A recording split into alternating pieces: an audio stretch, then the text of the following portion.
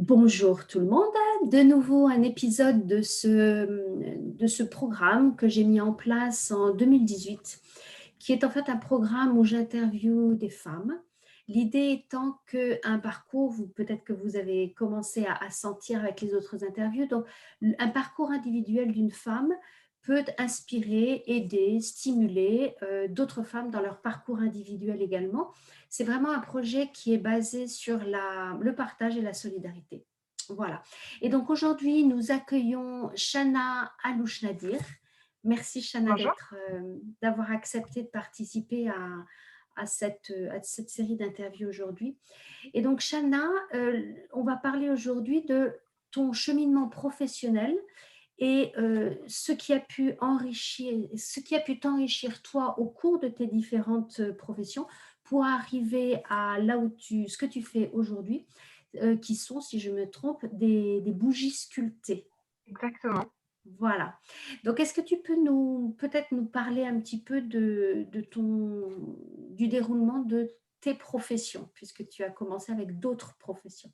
Exactement. Alors aujourd'hui, bon, j'ai 21 ans, donc bon, c'est assez court, mais il y a beaucoup de choses dedans. Donc ça a commencé en fait, quand j'étais au collège, je crois. J'ai toujours été intéressée par la musique, par le chant, toutes ces choses-là. Donc ça a commencé par le chant, surtout que j'avais une famille très, très supportrice. C'est pas grave. Et et du coup, oui, ils m'ont toujours supportée, dans tout ce que j'ai voulu entreprendre, dans tous mes loisirs et cetera. Et du coup, j'ai commencé donc au collège à pouvoir faire de la musique, mais vraiment dans un niveau, amateur, slash professionnel, plus que juste, de côté ou juste pour s'amuser. Donc Ouais. ça a commencé par le chant, puis petit à petit, forcément avec les études, bah, on voit plusieurs choses, on se dit: «Bon, bah, il y a plusieurs choses à voir, à faire». Et petit à petit, en fait, tout en gardant, tout ce qui est art, créatif et tout ça, ça s'est amené, vers tout ce qui est maquillage, coiffure. Donc quand j'ai fini mon baccalauréat, tout de Ouais. suite après, je suis partie dans un CAP coiffure et ensuite après le CAP coiffure, j'ai fait une école de maquillage. Donc arrivée à ce moment-là, je me suis dit: «C'est le moment pour moi de pouvoir enfin déménager à Londres». Et quand je suis arrivée à Londres, forcément les choses, elles sont différentes, le marché du travail est différent. Et puis bon, avec en plus le Covid, les choses, ont tourné un peu à plat. Et c'est à Ouais. ce moment-là, en fait, où je me suis dit: «Beh, il me fallait quelque chose», toujours dans tout ce qui est créatif, mais il me Mhm. fallait quelque chose de nouveau, pour pouvoir, m'épanouir, puis surtout, faire plaisir, quoi, et puis avoir un petit gain aussi de côté. Et c'est comme ça que j'en suis arrivée, à faire des bougies sculptées, à l'heure d'aujourd'hui. D'accord. Et donc vraiment le fil rouge, pardon, de tout ce que tu as pu faire, c'est de la créativité, me semble-t-il, hein? Exactement. Oui, que C'est ce vraiment soit quelque chose Pardon. C'est vraiment quelque chose, qui m'a toujours plu, qui m'a toujours aidée aussi mentalement.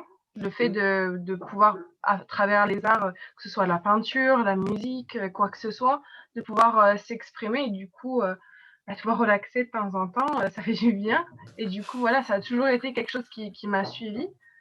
Et ouais, c'est vraiment, c'est le fait de pouvoir se faire plaisir, mais en pouvant aussi allier en fait l'utile à l'agréable, tout ouais, simplement.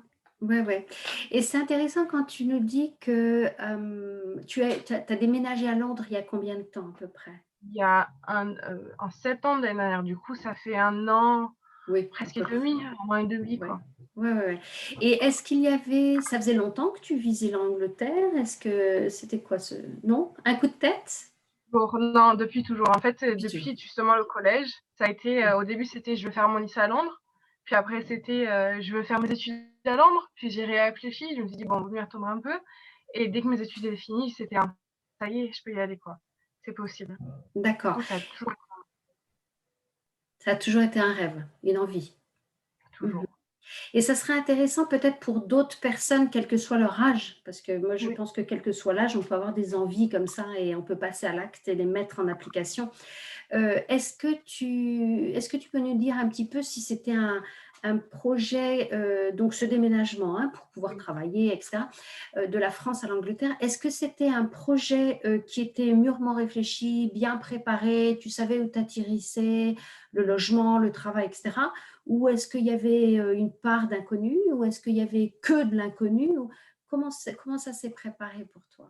Alors, j'ai eu la chance, avec ma maman, on est très, très proches et Oui, on a toujours aimé Londres depuis des années. Donc ça fait depuis, oui, je crois, je pense à peu près 10 ans qu'on venait à Londres, 1 à 2 fois, voire 3 fois par an d'accord. visiter. Du coup, bah, déjà ça aide pas mal à déjà à voir, les différents quartiers, connaître un peu la vie londonienne et tout ça.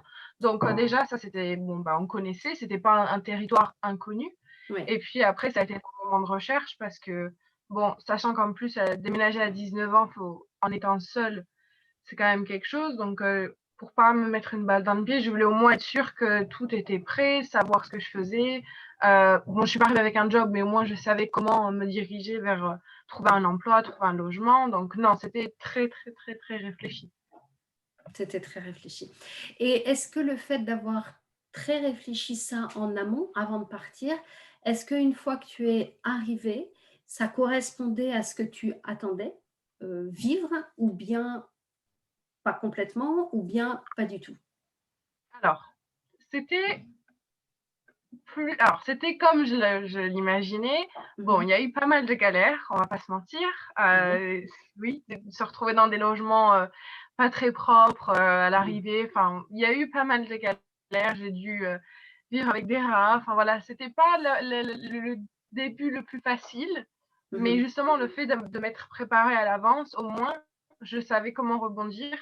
Et puis bon, ça a été aussi, j'ai toujours été élevée de cette façon dans tous les cas de n'importe quoi qui va se passer, au moins avoir des ressources de côté pour pouvoir rebondir le plus facilement et de ne pas abandonner en fait. Juste avoir tous les outils à côté, près de la main et pouvoir les utiliser le plus rapidement possible. Mais après, à l'heure d'aujourd'hui, quand j'y repense, bon, bien sûr, c'était pas fameux. Il y avait des choses, bon, j'aurais préféré éviter, mais au final, Mhm. c'est des souvenirs, quoi. Ça, on en rigole après. C'est intéressant, je trouve que c'est vraiment intéressant ce que tu dis, parce que ça permet de voir la différence. Attends, je marque autre chose parce qu'il y a une autre question que je vais te poser, je ne veux pas l'oublier. C'est intéressant parce que tu dis, bah voilà, c'était pas facile, je suis arrivée, il y avait des logements qui étaient un peu pourris, il y avait des rats, c'était pas agréable, voilà, c'était sale. Et puis tu dis, bah maintenant que j'y réfléchis, je me dis, bon, bah finalement, voilà, on en rigole plus qu'autre chose. Donc c'est intéressant de voir et de réaliser que quand on est dans une galère, et je dis ça autant avec ce que tu as traversé qu'à l'adresse des femmes qui vont entendre là, c'est que quand on est en plein milieu d'un moment de galère, on a l'impression on croule, il n'y a plus d'espace de réflexion, il n'y a plus d'espace pour être d'autre que soit dans la peur, soit dans l'agacement, soit dans la colère, soit dans whatever.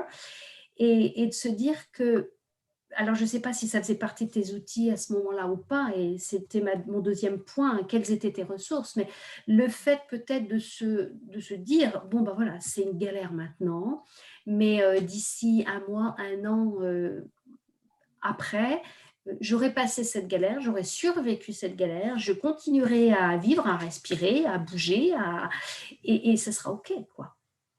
Alors, au début, on va pas se mentir, quand on a la tête dans la boue, au bout d'un moment, on voit que ça. Mais Bien sûr. encore une fois, j'ai été élevée par ma maman principalement, Mhm. en tant que femme forte, femme guerrière, tout ça. Donc, Ouais. forcément, c'est surtout en ayant une mère indépendante, quand il y a des problèmes, ils sont là. Faut les, comment on dit, ils sont là. Faut pas les mettre de côté. Faut pas faire l'autruche. Faut faire face. Exactement, faut faire face, mais en revanche, bon, on a le droit d'être pas bien, on a le droit d'avoir des moments de bas, mais la chose, c'est vraiment au bout d'un moment, de se dire, bon, comment je vais faire? Qu'est-ce qui va se passer? Qu'est-ce que je peux faire? Est-ce que je peux faire quelque chose ou non? Parce que parfois, malheureusement, on peut rien faire, c'est comme ça. Et puis, en tant Mhm. qu'être humain, on a du mal à accepter qu'on puisse rien faire parfois. Mais après, sinon, voilà, c'est vraiment le fait de se dire, il y a pas de remède miracle, en fait. C'est pas, on doit faire ça de telle façon ou quoi que ce soit. C'est vraiment se respecter dans le sens où on respecte son horloge. Il y a des choses qui doivent arriver, des choses qui doivent pas arriver. C'est comme ça. C'est dur, forcément, parce que tout n'est jamais facile. Mais voilà, c'est de se dire, oui, ben, on a le droit d'avoir des moments où c'est de la galère. Mais bon, après, c'est de l'expérience. Chaque chose négative, dans tous les cas, ça se transforme en positif. Donc, je pense que c'est comme ça qu'il faut le voir. Mon Dieu, c'est superbe d'entendre ça parce que bah oui, il y a juste envie de dire tic, tic, tic, tic, oui à tout, absolument tout ce que tu dis. Et c'est vrai que dans les ressources que j'entends, dans ce que tu dis, à part les choses très, très pratico-pratiques et pleines de bon sens, qui sont, ben, on regarde les choses telles qu'elles sont, on ne se juge pas, on continue à se respecter, il y a des choses où on peut faire quelque chose, des choses où on ne peut pas faire quelque chose. Tout ça, c'est excessivement plein de bon sens et de réalisme. Et il me semble que pour être capable de mettre ça en place, comme tu le dis, que tu le fais et que tu le considères, il faut avoir eu comme ressource, dans ton cas, j'ai l'impression ta maman, qui m'a l'air d'être effectivement, enfin, en tout cas, tout ce que tu en as retiré, toi, c'est cette clarté, ce bon sens, euh, ce réalisme et ce non-jugement. Et qu'est-ce qu'on fait de mieux? Qu'est-ce qu'on fait de mieux? Effectivement. Et donc les ressources dont je parle, c'est ta maman, toi-même, ce que tu en as retiré et la façon dont tu as grandi et ce que tu en as fait toi. Et puis, c'est cette caisse à outils, j'ai envie de dire, de conception de la vie. Et est-ce que tu es d'accord avec ça? Est-ce que tu as des choses à rajouter à ça ou... Ce que je peux rajouter, en fait, c'est que, bah, surtout par rapport à ma maman ou même les gens en soi qui ont influencé dans ma vie, je pense qu'en fait, il faut écouter les gens et voir, en fait, eux, leur expérience, surtout avec ma mère, c'est qu'on a toujours été très honnêtes envers l'une envers l'autre. Ouais. Surtout, bon, bah, quand on est élevé par sa mère et avec son petit frère, il y a des choses enfin, pas malheureusement, mais je veux dire, il n'y a pas de secret, en fait, parce que les choses, on les voit, et il Ouais. faut en avoir conscience. Mm. Et du coup, le fait que toute ma vie, en fait, elle a été honnête avec moi, qu'elle m'a expliqué les choses comme elles le sont, sans mettre une couche vernis par-dessus, faire en sorte que tout soit beau, ben, forcément, on apprend de ça, et on se dit, bon, ben, on va peut-être pas faire les choses de la même façon, on le fera différemment ou on va prendre ça. Et c'est la même chose en fait avec toutes les personnes qu'on a dans notre vie, soit des gens qu'on connaisse, qu'on ne connaisse pas, qu'on ait connus pendant 10 ans ou pendant une semaine. C'est juste en fait prendre toutes les expériences qui nous sont offertes en fait et de faire notre petit récapitulatif après. Bon, ben, est-ce que ça a marché? Non. Est-ce que je peux faire quelque chose? En fait, c'est juste se servir de toutes les expériences possibles, surtout quand on est jeune. Parce que bah, on n'a pas autant d'expérience que des gens qui ont 40, 50, 70 ans. Donc forcément, ça aide énormément. Oui, je suis d'accord avec toi qu'il y a effectivement une expérience due au temps qui passe. Mais vraiment, ce que tu exprimes, il y a des gens qui, à 90 ans, ne l'ont pas. Personnellement, moi, j'appelle l'honnêteté vis-à-vis de soi-même et l'honnêteté vis-à-vis de ce qu'on traverse. Mm. Et je pense que, enfin, pour moi, il y a pas d'âge. Il y a des gens qui l'ont, il y a des gens qui l'apprennent, et il y a des gens qui l'apprennent jamais. Et ça, qu'on ait 21 ans ou qu'on en ait 70 ou plus, c'est une question de... Oui, pour moi, c'est de l'honnêteté vis-à-vis de soi-même, c'est-à-dire ne pas se cacher derrière. Et il n'y a aucun jugement de ma part quand je dis ça. Parfois, c'est plus Ah facile non, de non. se cacher parce que, voilà, il y a des choses douloureuses, hein. Donc, sans aucun jugement, mais c'est vrai que ça demande je pense, enfin, dis-moi ce que tu en penses toi, la capacité aussi de faire face à l'inconfort, à la douleur, à la déception, à tout ce qui est pas génial, quoi. Pas forcément Non, je suis facile en d'accord. tout cas. Surtout qu'en plus, à l'heure d'aujourd'hui, en tant que, on est notre pire, comment on dit, on est la personne qui nous jugeons le plus. On Oui, est le plus critique, on est le plus perfectionniste envers soi-même. oui. Et le fait, en fait, parfois de passer dans des situations où on n'est pas honnête envers Mhm. soi-même, au final, c'est à ce moment-là, en fait, qu'on réalise qu'on se cache certaines choses. Et si on ne se cache pas certaines choses, ben, on comprend d'autres choses. Oui, on entend un peu les travaux, c'est pas grave. C'est pas grave. Oui, bah oui, je crois que là, tu as mis en place enfin, tu exprimes une fondation de choix de vie qui permet de faire face à beaucoup, beaucoup, beaucoup de choses quand même. C'est-à-dire d'être capable de porter les moments compliqués, pénibles. Et c'est vrai que s'il y a d'autres femmes qui nous écoutent en ce moment et qui se retrouvent dans peut-être un fragment de vie qui est compliquée, difficile, pénible, la première des choses, enfin dis-moi si tu es d'accord, c'est de ne pas se juger soi-même négativement, comme tu le disais, on est son propre pire ennemi souvent, Oui, cette petite voix-là qui critique tout le temps. Et puis exactement. après, de se dire, bah, je ne vais pas disparaître, ça ne va pas être catastrophique si je suis honnête avec ce qui se passe et si je vois que oui, c'est potentiellement angoissant, potentiellement extrêmement triste, mais qu'est-ce que je peux faire avec ça? Qu'est-ce que je Exactement. peux faire ou quelles sont les choses aussi où je ne peux rien faire peut-être? Non, c'est ça, parce que au final, encore une fois, surtout dans notre société actuellement, tout le monde se juge, se compare aux autres. C'est toujours cette personne, elle a fait ça, ça veut dire que moi je suis comme ça ou quoi que ce soit. Et je pense que justement, je pense qu'on se, comment on dit, on essaie justement en fait de juger tellement, enfin de se Oui, comparer tellement aux autres oui, qu'au final on en perd l'essence vraie d'être soi-même. Enfin, parce qu'on essaye en fait d'aller à certains niveaux on doit être comme ça, on doit ressembler à ça, alors qu'au final c'est pas parce que ces personnes-là sont comme ça ou qu'elles font ça qu'elles sont forcément heureuses ou qu'elles ont réussi. Enfin, voilà, c'est juste pouvoir trouver ce que nous, en fait, ce qui nous procure du bonheur, du plaisir. Est-ce qu'on est heureux? Et puis, c'est le plus important, c'est tout. Il n'y a mmh, pas. Après, c'est bien sûr, je dis ça, on a l'impression que c'est facile, mais je pense que quand on arrive à faire justement ce constat-là, il y a. Bon, on n'a pas toutes les clés non plus, hein, mais au moins, on avance plus sereinement, plus oui. simple. Oui, oui, oui, je suis tout à fait d'accord avec toi et on avance aussi en ne perdant pas trop, je pense, de vue ce qui nous anime. C'est quand ça reprend la notion que tu disais, autant joindre l'utile à l'agréable, c'est-à-dire gagner ma vie avec quelque chose qui me donne envie de me lever tous les matins et qui m'apporte du plaisir. Exactement. Ce qui est souvent mis de côté, comme tu le dis, dans pas mal de feedback qu'on a de médias, voilà, avec beaucoup, beaucoup d'injonctions à la perfection, en fait, ce qui Mhm, n'existe pas. c'est ça. Et tu vois, quand on préparait cette interview, il y a un mot qui me revenait beaucoup en plus de l'honnêteté. Quand je dis l'honnêteté, c'est la capacité à pouvoir voir ce qu'il y a et non pas se raconter des histoires. Et là aussi, sans aucun jugement. Et il y a un autre mot qui m'est venu très, très souvent, c'est le mot espoir. Oui. Est-ce que c'est un... Je vois que tu souris. Est-ce que le mot espoir, c'est quelque chose qui... Quelle présence ça a, le mot espoir, dans ta vie? Qu'est-ce que ça signifie pour toi, le mot espoir? Je pense que sans espoir, on n'arrive à rien. Ça paraît grand quand je dis ça, mais je pense que on en a besoin en fait. On a besoin d'espérer dans n'importe quelle situation, parce que si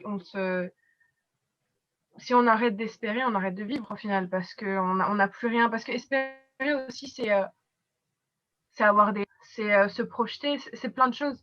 Et du coup, si on n'a plus d'espoir, on stagne en fait. Et je pense que Mm. c'est justement en fait le fait de toujours avoir de l'espoir dans la vie, c'est ça qui donne cette petite chose joyeuse en fait. Je pense que c'est ça qui nous booste justement à faire du meilleur de nous-mêmes, et je pense que c'est primordial, surtout à l'heure d'aujourd'hui. Oui, absolument. C'est intéressant parce que, tu vois, par exemple, en thérapie, on dit que l'espoir, c'est une des choses que si on peut apporter ça aux gens avec qui on travaille, l'espoir, c'est quelque chose qui permet aux gens de continuer à avancer et de continuer à se dire C'est qu'il y a ça. un futur. Parce que l'espoir, c'est une ouverture vers le futur. C'est une ouverture sur la prochaine étape, le prochain pas que l'on peut faire. Oui. Non, je suis Et d'accord. ouais, ouais, ouais. Et comment est-ce que tu dirais que l'espoir, est-ce que c'est quelque chose que tu as en toi et que tu as l'impression à la limite que tu es né avec, ce qui peut être le cas, Oui. avec une certaine positivité, une certaine, voilà, ou est-ce que c'est quelque chose que tu as repéré et que tu as appris à mettre en place et à utiliser, ou bien est-ce que c'est un petit mélange des deux? Je pense que ça a toujours été quelque chose qui était là depuis le début. Ouais. Et puis je pense que ça s'est fortifié fortifié, oui, au fil des années.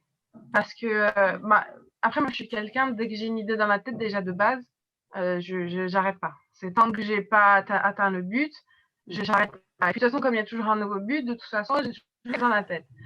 Et au final, encore une fois, j'ai été élevée pour me dire, on m'a toujours dit que tout était possible, tant qu'on se donne les moyens, c'était possible. Y a pas de... Tout est possible. Et du coup, puis même les choses que j'ai vues aussi dans la vie, au final, par exemple, ma grand-mère est décédée du cancer. C'était quelqu'un, malheureusement, qui était assez dépressive.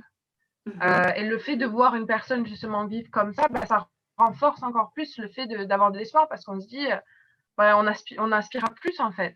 On a envie de plus. Et oui, je pense que je pense que ça s'est juste fortifié au fil du temps et ça de plus en plus, encore et encore.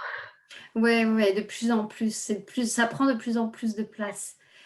C'est vraiment intéressant et si je vais me permettre de faire un petit, comment dire, une petite parenthèse, mais je ne sais pas si elle est si petite que ça, par rapport à des femmes plus âgées que toi qui ont Oui. des enfants. Oui. Parce que tu parles très souvent de l'éducation que ta maman t'a apportée, qui a été un cadre très important et qui a été déroulé ou offert avec, je peux me tromper, hein, tu me dis, avec un choix de ne pas cacher les difficultés et même de partager. Oui. Et je trouve que c'est pas mal important parce que très souvent, il y a des parents qui essayent de protéger, voire peut-être surprotéger les enfants pour, pour qu'ils potentiellement ne souffrent pas d'une situation, etc. Ce qui est leur propre raisonnement à eux dans leur tête d'adulte. C'est intéressant de t'entendre parler parce qu'en fait, on peut imaginer qu'une maman seule, parce que c'est ce que j'ai compris de ce que tu as dit un petit peu avant, une maman seule avec 2 enfants a forcément passé des moments où c'était pas facile. Donc, Non. voilà, et voire pas facile du tout d'après juste ta réaction de maintenant. Et donc, son choix à elle, en tant que maman, a été de, pas forcément vous impliquer, je ne sais pas, on n'est pas là pour préciser les choses, mais en tout cas pour faire voir les choses, pour dire les choses, en disant, bon ben voilà, ici, en ce moment, c'est galère, parce que blablabla. Bla, bla, bla. Et que toi, en tant qu'enfant, tu en as retiré une force supplémentaire, une capacité à faire face à la réalité et aux galères, en te disant, bon ben voilà, il y a cette galère, je peux survivre à ça. Non, oui, je pense aussi que parfois, à vouloir trop bien faire, on en fait trop, justement. Parce que, en plus, ce qui est marrant, c'est que je vois la différence avec mon petit frère. Oui. Forcément, en tant que femme aussi, on n'a pas vécu de la même façon grandir dans un milieu avec des parents divorcés, d'avoir des difficultés, tout ça. Donc, moi, je le vois à l'heure d'aujourd'hui. Mon frère, que ce soit ma mère ou moi, on a eu plus tendance justement à le cocooner, à le mettre, à le protéger trop, peut-être. Ouais. Je le vois à l'heure d'aujourd'hui dans ses réactions face aux choses. Bon, il n'est pas non plus assisté. Enfin, je veux dire, il va très bien, mais c'est juste que bon, on voit qu'il a été beaucoup plus gâté, beaucoup plus protégé que j'ai pu l'être. Après, je pense qu'aussi on a des caractères différents aussi. C'est un garçon, c'est un adolescent maintenant, donc je pense que ça a beaucoup d'influence sur ça. Mais je pense surtout en tant que femme, il y a tellement de pression sur nous dans la société à l'heure d'aujourd'hui. Et surtout, en plus, encore plus maintenant que les voix se libèrent, on a l'impression, moi, c'est ce que j'ai l'impression à l'heure d'aujourd'hui, que justement, en plus, il y a tellement d'informations que les gens, ils sont perdus, en fait, à savoir quoi faire pour faire bien. Est-ce qu'il faut surprotéger les enfants? Est-ce qu'il faut leur dire la vérité? Ça fait beaucoup, surtout avec Internet, les médias, tout ça. Et je pense que, bien sûr, je pense qu'il y a une limite. Il ne faut pas non plus dire tout comme ça l'est. Mais il faut savoir qu'un enfant, ça a quand même un esprit critique, quoi. Surtout à partir d'un certain âge.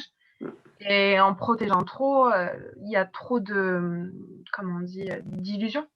Donc au final, on met quelqu'un dans la vie. Je pense que... Et puis j'ai vu la différence avec des personnes de mon âge. À l'heure d'aujourd'hui, on vit les mêmes choses, même des personnes plus âgées. où on se retrouve dans des situations où, par exemple, c'est vraiment très simple, hein, mais quand utiliser un bus, ça devient compliqué.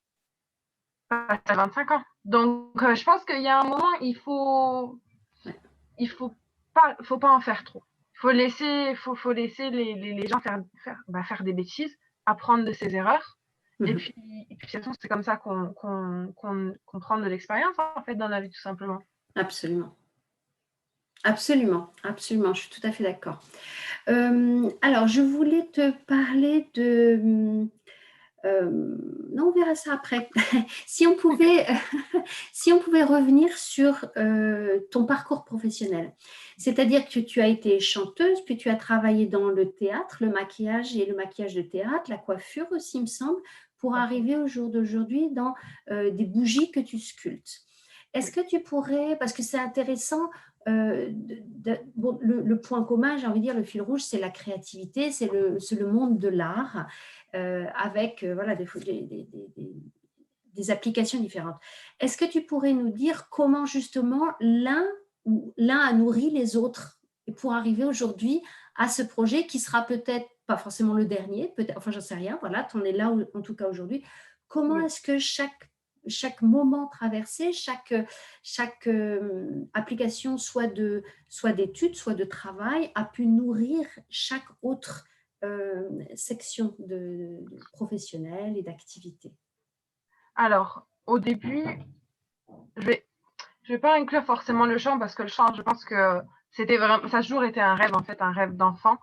Et après, c'est surtout, en fait, quand j'en suis arrivée à tout ce qui était maquillage, coiffure, tout ce milieu-là, forcément, puis, surtout, je me suis rendu compte qu'il y a certaines choses, c'était pas forcément pour moi.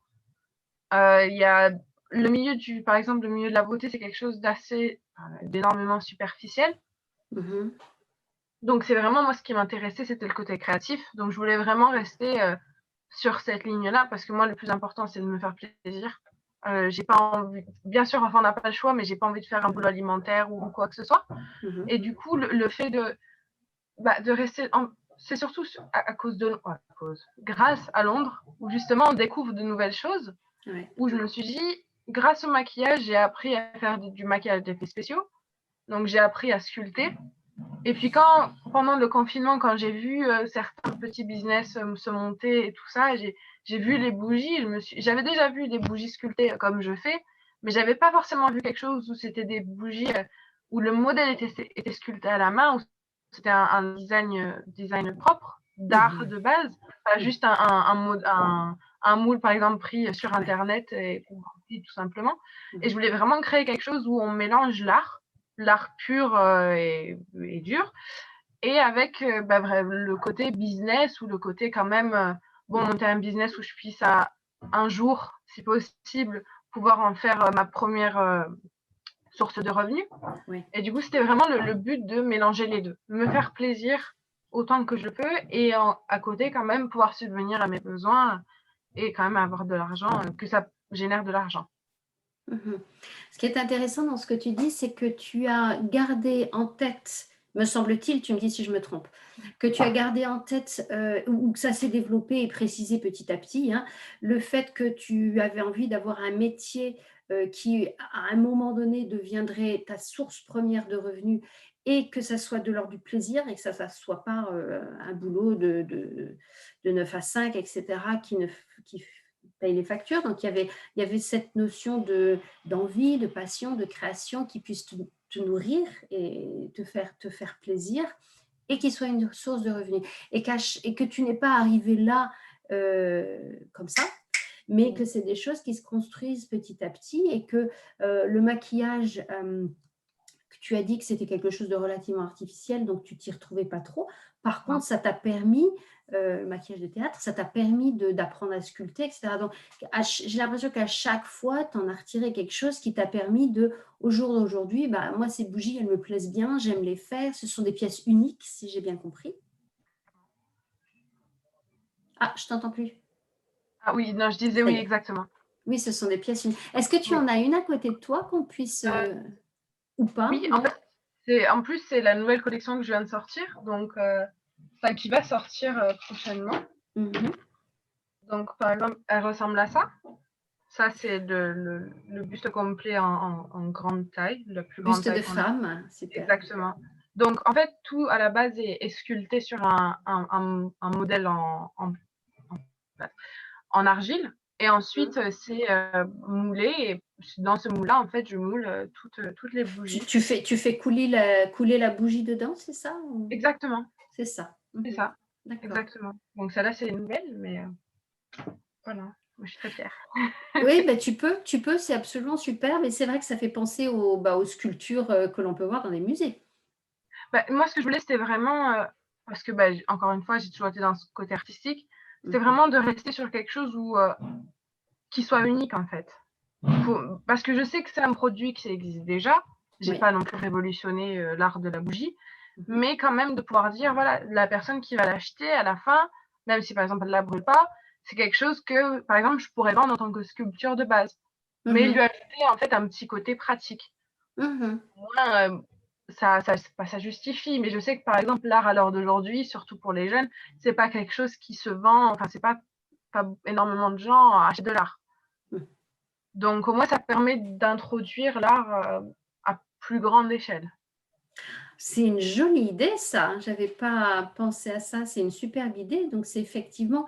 Puis l'art, c'est vrai qu'il faut pouvoir se l'acheter. C'est pas forcément donné à la population jeune ou même moins jeune de pouvoir Oui. apporter. Mhm. Et est-ce que dans les bougies que tu fais, tu t'inspires de sculptures qui existent déjà ou bien tu les inventes, tu les crées de toi-même? Alors, comme c'est des bougies en fait qui représentent le corps féminin, Oui. par exemple, celle que j'ai montrée, c'est inspiré de moi, tout simplement. Mhm. C'est, Mhm. je suis pas allée plus loin que ça. Et Mhm. après, le reste, c'est vraiment en fait des corps féminins qui pourraient exister, qu'on pourrait voir. Justement, je veux pas faire des sculptures de corps parfaits, qui sont censés être parfaits, tout minces, les formes où il le faut. Non, en fait, je veux vraiment que chaque femme, bon, bien sûr, à l'heure d'aujourd'hui, j'ai pas une gamme énorme, mais j'espère dans le futur pouvoir que chaque femme en fait se sente représentée, pardon, et, Ouais. parce que c'est ça qui est réel en fait. Ça sert à Ça, rien de. Oui, oui, tout à fait, d'essayer d'avoir quelque chose de parfait. Et c'est tout à fait, enfin, dans l'air du temps, d'être réaliste par rapport à son propre corps. Et c'est intéressant parce qu'en fait, ma question, c'était, est-ce que tu reproduis une sculpture de Rodin, par exemple?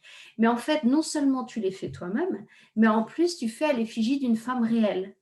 C'est ça. Voilà, donc, enfin, non pas que Rodin faisait pas des femmes réelles, mais c'est vrai en fonction de l'époque, de la mode et du moment, Oui, bon, on a Photoshop pour les photos, et ça dit oui, tout, et on peut avoir la même chose pour les sculptures aussi. Il y a une oui, façon de corriger oui. pour que ça puisse répondre à l'attente de ce que veut la société en ce moment. Exact. Qui est particulièrement exigeante de nos jours. Oui, un peu trop même. Mais bon. Beaucoup, beaucoup trop, je pense.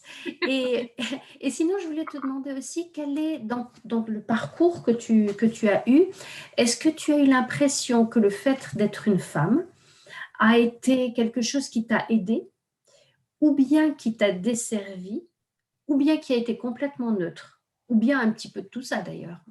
Je pense Le qu'être une choix. femme, en fait, ça m'a plus qu'aidé qu'autre chose. Le fait justement que, en tant que femme, les choses elles soient pas. Bon après, je pense qu'on a fait énormément de travail dessus, mais que ce soit Mm. pas acquis et pas aussi simple qu'un homme, par exemple. Mhm. Je pense que justement le fait d'être une femme, ça m'a encore plus donné de pouvoir et de pouvoir faire les choses justement et de me dire dans tous les cas, ça passe ou ça casse en fait. Donc non, ça a toujours. Et puis je suis fière d'être une femme aussi, donc forcément Ouais. non. Bon, en plus, surtout en plus dans le niveau du maquillage à la base, dans la coiffure, en tant que femme, par exemple, je préfère me faire coiffer ou me faire maquiller par une femme. C'est un peu stupide de penser comme ça, mais c'est vrai que.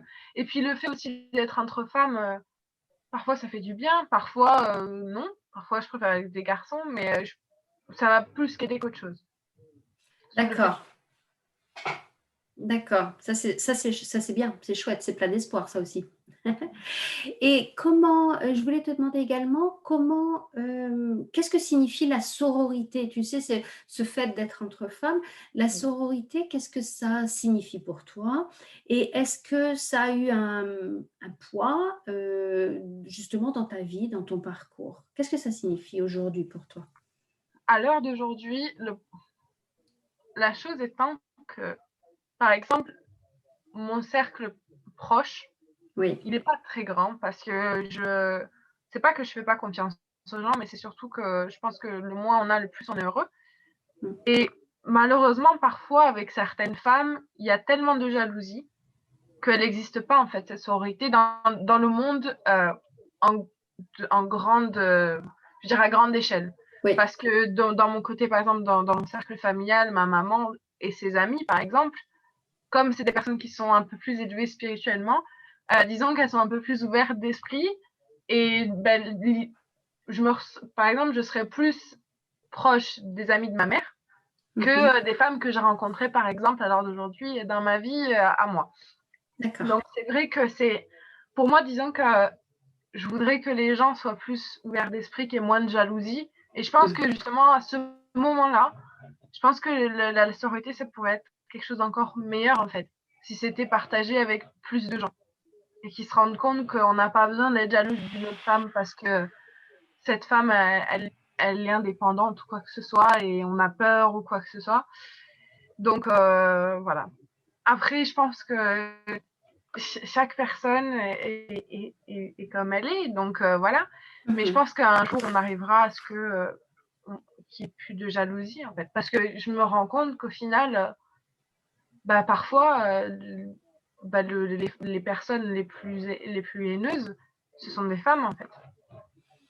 Parce que, voilà, on a 21 ans, on est indépendante, on a besoin de personne et ben, ça fait peur à certaines autres personnes. Des hommes aussi, hein.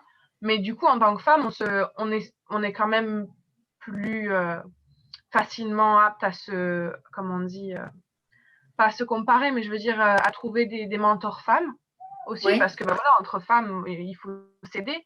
Mais justement, quand on arrive à ce constat-là, ben, on se dit, bon, au final, il n'y a pas beaucoup d'aide, quoi. Donc, c'est vrai que c'est un peu compliqué. Disons, à l'heure d'aujourd'hui, il faut trouver les bonnes personnes.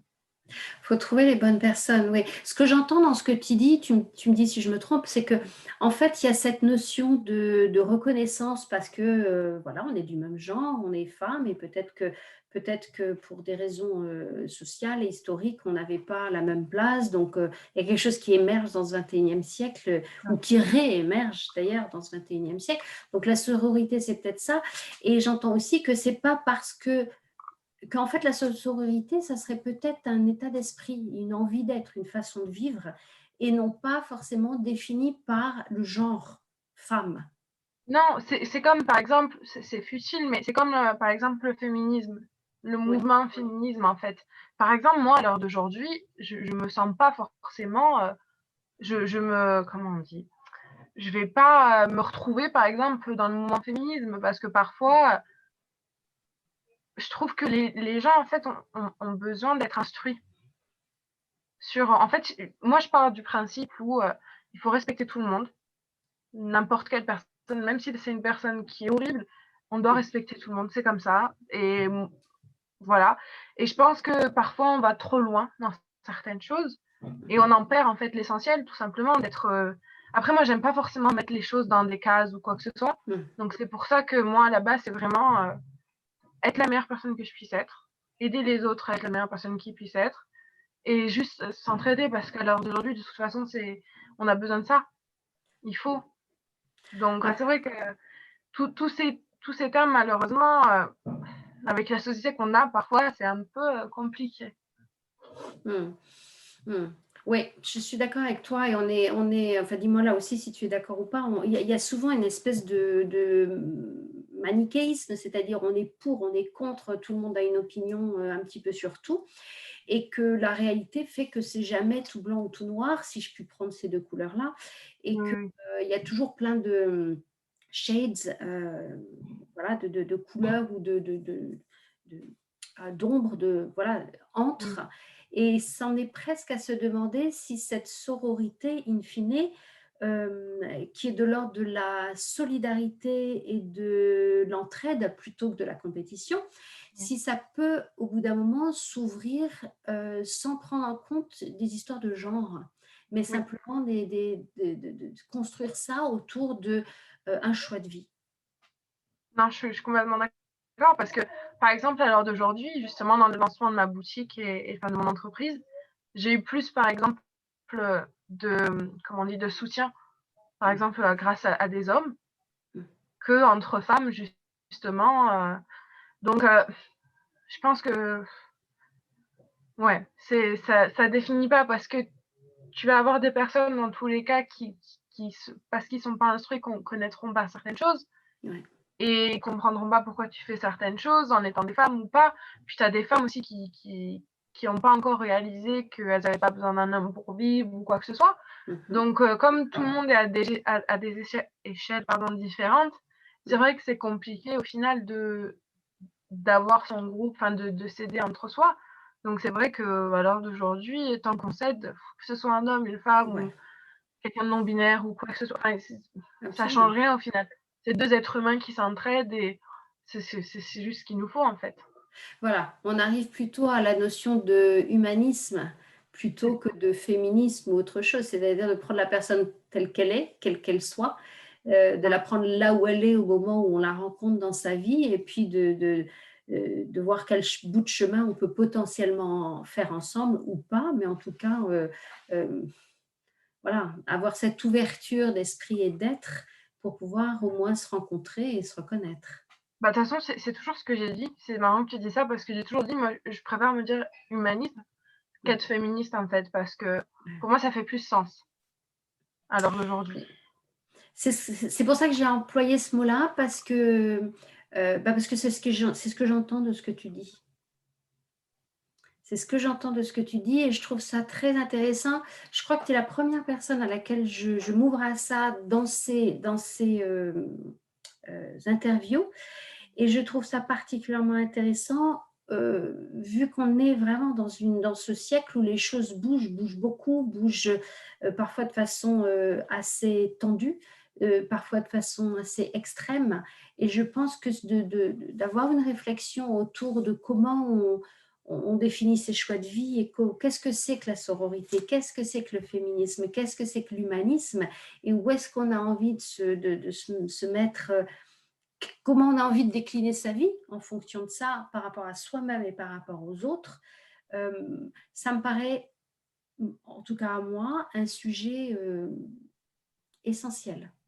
Oui, oui, je pense que surtout avec ce qu'on est en train de vivre avec tout ce qui est Covid et tout, je pense que il faut prendre le temps, 5 minutes, de se retourner sur soi-même et réaliser certaines choses en fait. Et je pense que justement, cette période, enfin pour moi du coup, ça m'a beaucoup aidé à faire ce constat-là.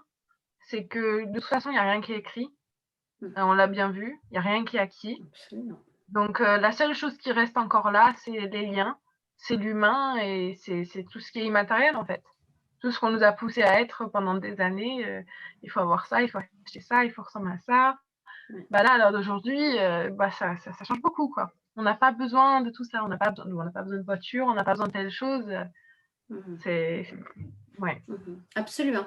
Je crois que tu es la preuve vivante que ce que l'on peut appeler une âme ancienne, ou en tout cas quelqu'un qui est plein de bon sens et de réflexion, il n'y a pas besoin d'attendre d'avoir je ne sais quel âge pour pouvoir se permettre d'avoir cette orientation de vie, ce choix de vie. C'est vraiment un choix de vie, je pense. Oui, je pense que l'âge de toute façon enfin, surtout pour moi. En plus bon, j'ai 21 ans, mais ça fait, je pense, 6 ou 7 ans qu'on dit que j'ai 20 ans. J'ai jamais fait mon âge, donc je pense que vraiment et puis même moi je le vois avec ma maman, à l'heure d'aujourd'hui, elle a 46 ans. Elle a changé de corps de métier 3 fois, je crois, 3 ou 4. Enfin, elle se réinvente tous les jours et je pense que l'âge, ça veut rien dire. Je pense que c'est toute Absolument. une question de mentalité, d'être prêt à faire certaines choses, de se rendre compte d'autres. Et puis encore une fois, chacun a sa propre horloge. Il va y avoir des gens, ils vont se rendre compte de certaines choses à 20, 30, 40, d'autres vont se marier à 20, d'autres à 60. Enfin, il n'y a rien qui est écrit. Et surtout en tant que femme, je pense que c'est important qu'on n'oublie pas ça, qu'il n'y a pas de pression, il n'y a pas de il faut avoir atteint ça avant tel âge, il faut avoir fait ça avant tel âge. Ça, c'est n'importe quoi. Mhm. Absolument. Que de belles paroles. Juste avant de finir cette interview, j'aimerais bien vraiment que tu nous dises quels sont les services que tu offres. Est-ce que Oui, tu peux répondre à des demandes personnalisées? Est-ce que comment, si on a envie d'une bougie sculptée oui. par toi, où est-ce qu'on te contacte? Je mettrai les contacts, hein, ça je le dis à tout le monde, je mettrai les contacts sous l'interview, donc il y aura toutes les coordonnées de Shana, vous pourrez la contacter. Mais est-ce que tu peux nous dire de vive voix si les gens peuvent te dire, voilà, j'ai envie d'avoir mon corps, par exemple, en bougie, comment on peut faire ou qu'est-ce que tu as à proposer? Comment ça se passe? Alors pour l'instant, donc tout est sur le site internet Revival Senses. Bon, déjà pour l'instant, on livre que en anglais, enfin au Royaume-Uni. Mhm. Avec le Brexit, je voulais livrer en Europe, en France, Belgique et tout ça. Malheureusement, c'est pas encore très stable au niveau des envois, donc j'attends encore un peu que tout se calme parce que bon, faire payer 15 € de frais d'envoi pour une bougie, Mhm. disons que même moi, enfin, je peux pas accepter ça niveau, c'est pas possible. Donc pour Mhm. l'instant, c'est qu'un envoi au niveau du Royaume-Uni, mais dans le futur, forcément, ce sera ouvert à la France et à toute l'Europe. Après, pour le moment, j'ai 3 modèles de bougies sculptées. J'espère dans le futur pouvoir faire des commandes spéciales, des modèles spéciaux. Bon, comme je viens de débuter, dans tous les cas, c'est pas possible parce que bon, bah, forcément, ça demande du matériel et je viens de commencer. Mais Mhm. dans le futur, ça va, ça va s'expandre, il n'y a pas de souci pour ça. Après, voilà, prochainement, là, dans quelques semaines, pour l'instant, toutes les bougies étaient sans parfum, mais dans quelques semaines, je vais lancer des gammes parfumées. Donc il y aura ça et des wax melt aussi à faire à faire fondre dans des comment on appelle ça? Je sais pas comment ça s'appelle en français, En mais anglais? c'est dans des burners. En fait, Des c'est des wax burners, melt. ouais. Donc voilà, Mhm. c'est en gros une bougie sans flamme. Mhm. C'est simple à expliquer. Et voilà, pour l'instant, on en est là, mais dans le futur, bon, j'ai énormément d'idées, beaucoup trop. Donc il y a plein de choses qui vont arriver. Après, ça demande du temps et de l'argent, mais j'avance petit à petit et voilà, tout est de toute façon sur le site internet, après sur Instagram aussi, à Revival Senses. Mhm. Et voilà, on avance petit à petit. Super, super. Et oui, c'est comme ça, en avançant petit à petit, que ça se consolide et qu'on voit comment on sent les choses et qu'on avance, on choisit ses directions.